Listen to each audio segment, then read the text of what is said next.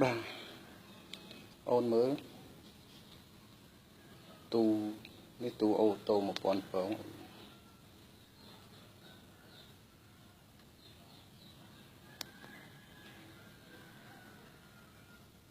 ឥឡូវ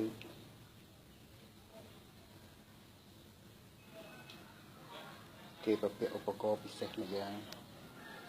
នៅពេលដែលនាឡិកាវាគាំងខូចអីក៏ដោយក៏កម្ដៅរបស់យើងនៅរក្សាដដែលដែរទីចិត្តដល់ម៉ោងវាលោតហើយដល់ម៉ោងលោតអត់ណាដល់ម៉ោងលោតអូតូហើយ